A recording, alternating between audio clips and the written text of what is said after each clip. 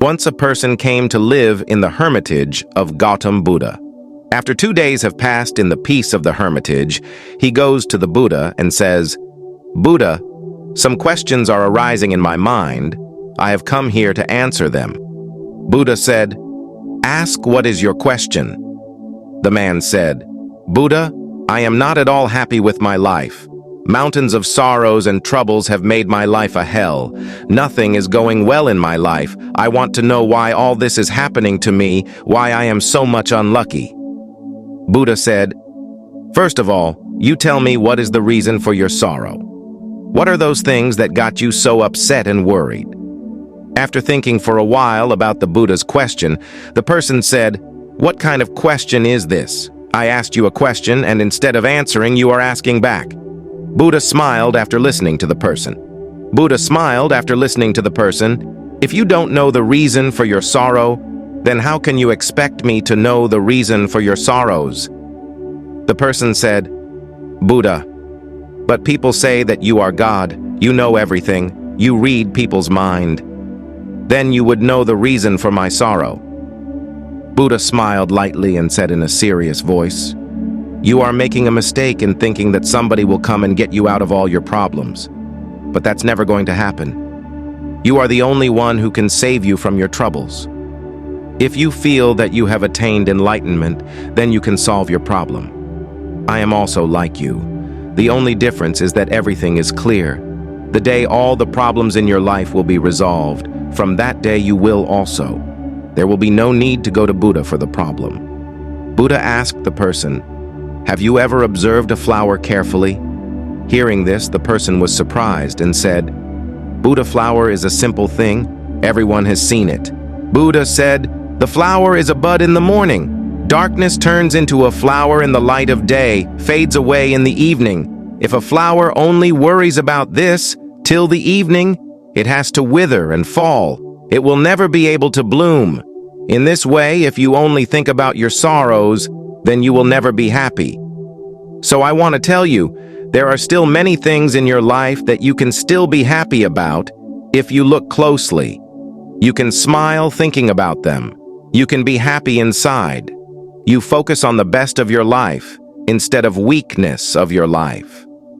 If you want happiness in your life, then you have to follow this eternal rule. One has to focus on the good and positive things in life. I can only show you the way.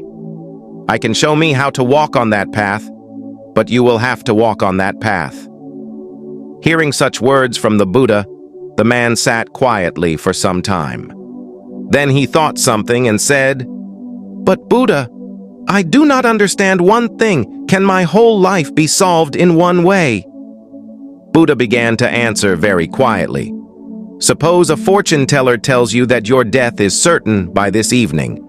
Knowing this, you will worry about the things you were worrying about right now. You will not even remember what kind of problems, what are you worrying about now. At that time only, you will be thinking about the reality that people call death. All of a sudden, you'll realize that the little things you used to call her biggest problems were nothing at all. Suddenly, you will feel that it is useless to worry. Till this evening, I am going to leave the world. And you will find those moments of your whole life wasted, which you would have spent worrying, jealous, and suffering unnecessarily.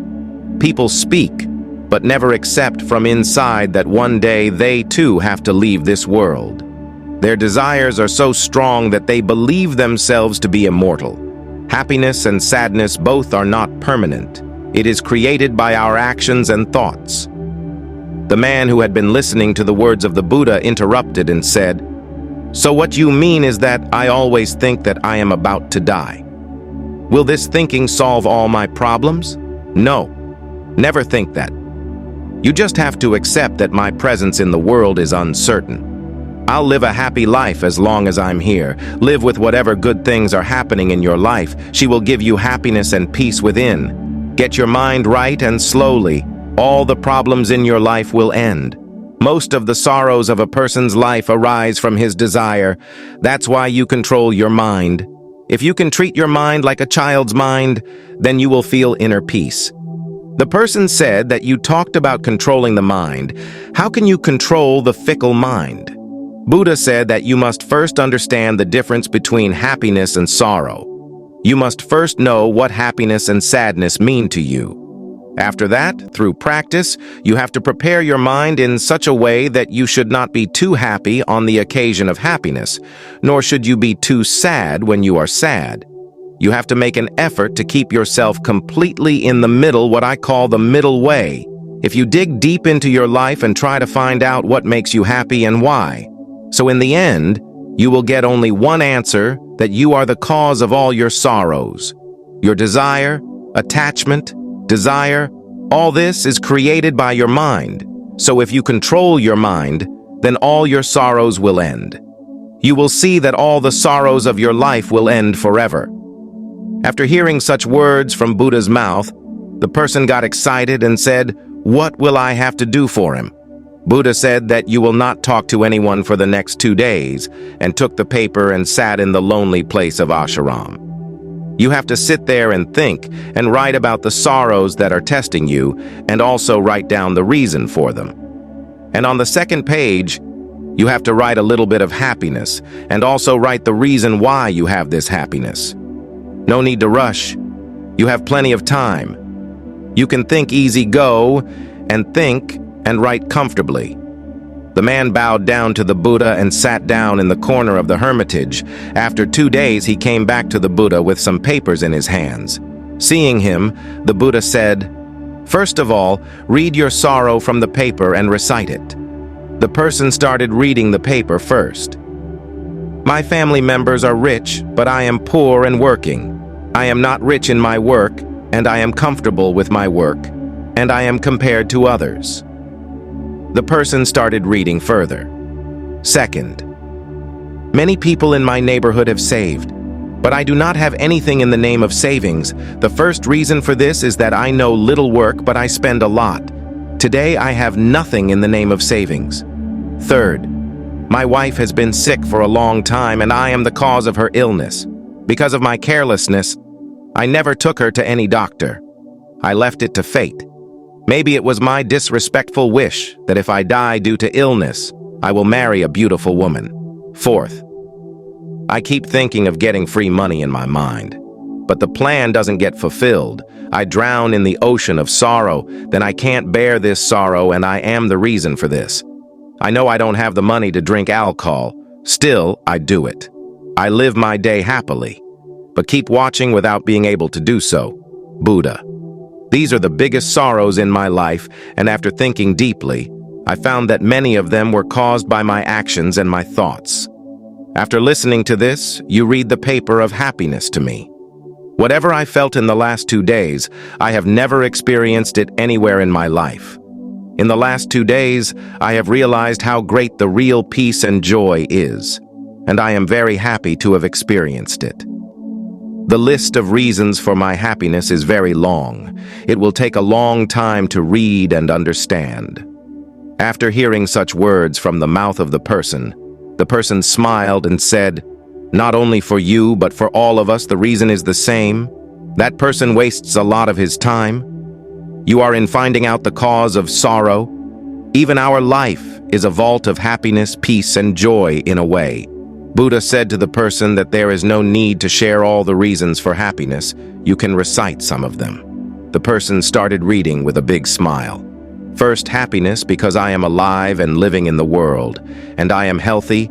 I have parents, a wife, and 2 children.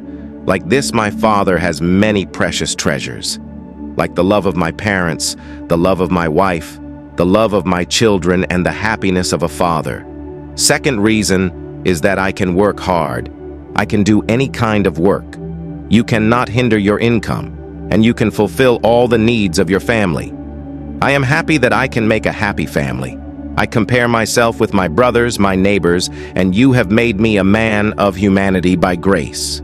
Leaving all the bad habits, you can lead a happy life. And the thing of greatest happiness and good fortune for me is that for me, find a place. And as long as I live in this world, our desire and attachment is the cause of all suffering. I will try my best to know myself, and I have never been alive. Now you can be near your family. This life is with everyone. May any trouble in your life try to surround you. Life is too short to say to yourself, and in this life you will not let worries and sorrows enslave you. Try to sit quietly and try to know the cause of that sorrow and destroy it if you find it. In this way you can find peace of mind and never-ending happiness. I hope you all liked the story. Thank you so much for watching. Do subscribe the channel Hunt for Desire and like and share the video.